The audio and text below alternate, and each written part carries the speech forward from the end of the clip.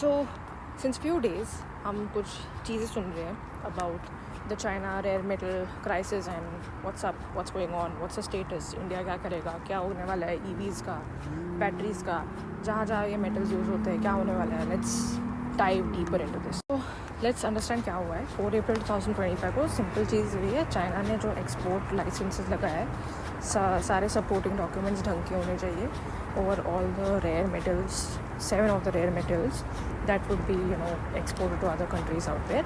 तो ऑफकोर्स उसमें इंडिया भी आता है. बहुत सारे अमेरिका का भी नुकसान ही हो रहा है. सो जो भी इलेक्ट्रिक व्हीकल्स बना रहे हैं नॉन, उनका सप्लाई का पूरा ये सप्लाई चेन ख़राब हो रहा है. और मारुति सुजुकी को भी ये रिड्यूस करना पड़ा उनका production amount. It has reduce from 26,500 to 8,200. तो उनका प्लान इतना था कि वो इतना प्रोड्यूस करेंगे 26,500 from April to September. But अभी अप्रैल में ही ये हाल हो गया है. और प्रॉब्लम ये नहीं है कि एक्सपोर्ट लाइसेंसेस के लिए सपोर्टिंग डॉक्यूमेंट्स नहीं है. प्रॉब्लम ये है कि उसमें अप्रूवल में काफ़ी टाइम लग रहा है और which is halting the production process clearly.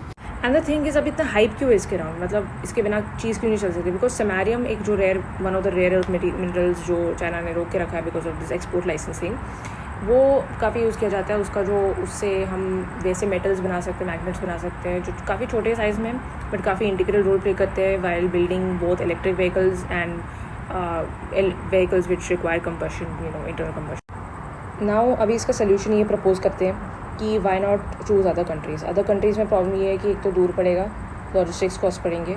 Already ये मिनरल्स बहुत ही महंगे हैं. Already they cost lots of dollars per kg and अभी लॉजिस्टिक्स भी ऐड करना पड़ेगा.